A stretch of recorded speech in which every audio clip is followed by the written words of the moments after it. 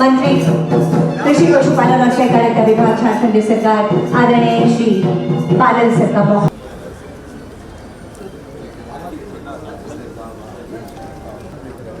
बेहद जरूर अपने तस्वुर में लाने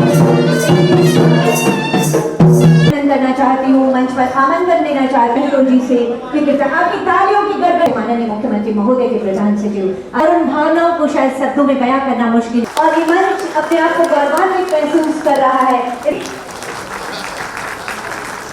माननीय मंत्री महोदय जोरदार तालियां होनी चाहिए। अतिथि के रूप में माननीय सदस्य झारखंड, मेरा निवेदन होगा अपर राज्य गठन के बाद कि इतने पूरे राज्य के कोने कोने से झारखंड आंदोलनकारी जिन्होंने झारखंड को गढ़ने का काम किया वो तमाम आगे बढ़ना होगा। राह में मांग के साथ नैतिक आंदोलन था जिसकी जंगल और जमीन से जुड़े लोगों को कर इन्हें सही सम्मान और ऐसे ही सैकड़ों गीतों के रचयिता और लोक गायक पद्मश्री श्री मधु मंसूरी हसमुख जी हमारे बीच है। सचमुच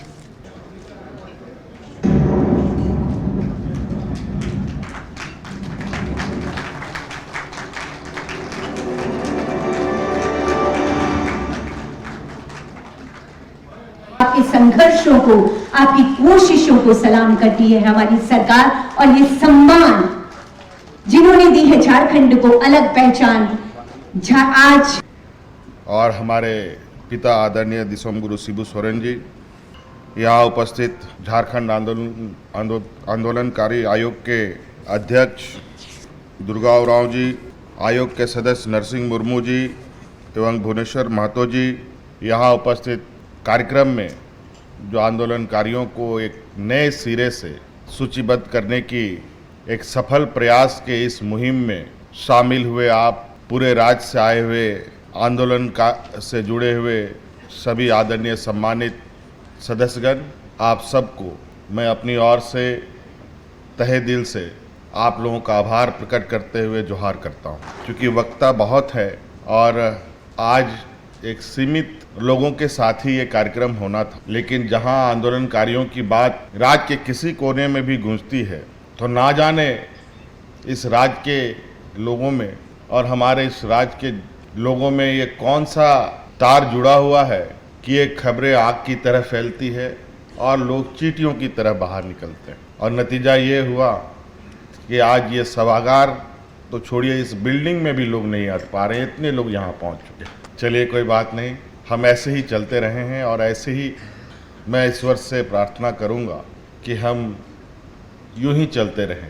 एक लंबे प्रयास के बाद, लंबे आंदोलन और अनगिनत शहादत के बाद कैसे राज मिला, किन मुसीबतों को झेलते, किन मुसीबतों, ये हालत है हमारा राज्य में, लेकिन हमारे राज्य के लोग आज के दिन में भी इतनी बुरी स्थिति क्यों?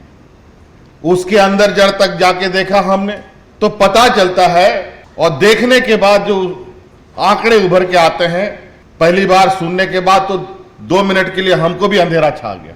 आजादी के बाद से लेके आज तक जब से यहां पर खुदाई होती है खनिज संपदाओं की, उस समय से लेके आज तक सरकार के कई, भारत सरकार और एजेंसियों के कई बकाये बाकी हैं जो दूसरे राज्यों को तो मिलता है लेकिन झारखंड प्रदेश को नहीं मिलता। 1,36,000 करोड़ रुपया हमने ढूंढ निकाला। मुझे लगता है जब से इस राज्य में खनिज की खुदाई हो रही है, उन खनिजों से जितना हमें लाभ नहीं मिला उससे कहीं ज्यादा हमारा बकाया निकल रहा है। हमने भारत सरकार को उस विषय से अवगत कराया, उस संदर्भ में कुछ 1,000-1,200 करोड़ रुपया मिला भी है। मैं तो कहता हूं 1,30,000 करोड़ भारत सरकार को भी, हम बोले 1,30,000-36,000 करोड़ रुपए मत दीजिए, हमको उसका इंटरेस्ट ही दे दीजिए, उसी से हम राज्य सरकार को उस जगह पर पहुंचा देंगे जहां आज बेंगलोर और हैदराबाद है। वही पुरानी व्यवस्था हमें मिलती है, वही पुरानी गाड़ी हमें मिलती है और उसी को आगे चलाना पड़ता है। इससे पहले जो उसका ड्राइवर था, अगर उस गाड़ी को टेढ़ा मेढ़ा चलाएगा तो टेढ़े मेढ़े ना चलेगा जी। अब बढ़िया ड्राइवर आएगा तो सीधा जाएगा, बढ़िया से जाएगा, सारे पैसेंजर सुरक्षित रहेंगे। और आज हमने कई तरीके से लगातार इस राज्य के अधिकार को पहली प्राथमिकता राज्य को देते हुए हर निर्णय को हमने आगे लिया है। अभी राज्य में कोयला खदानों की नीलामी होनी है, लौह अयस्क का नीलामी होना है। आप बता दीजिए कितने लोग यहाँ बैठे हैं और झारखंड के लोग हैं जो कोयला खदान का मालिक है, कितने लोग हैं जो लौह अयस्क के आप खदान के मालिक हैं, कितने आंदोलनकारी हैं। लौह अयस्क कोयला तो छोड़े दीजिए, बालू और ईटा गिट्टी का भी आपका हो तो बहुत बड़ी बात। आज राज्य के अंदर ये बड़ी विडंबनाएं रही, तो हमने ऐसे कानून बनाना शुरू कर दिया कि अब इस राज्य का खनिज संपदा का मालिक सबसे पहले राज्य सरकार होगा, उसके बाद दूसरे राज्य के लोगों को। पहले इस राज्य के लोगों का पेट भरा जाएगा, बचेगा तब देंगे, बांटेंगे नहीं।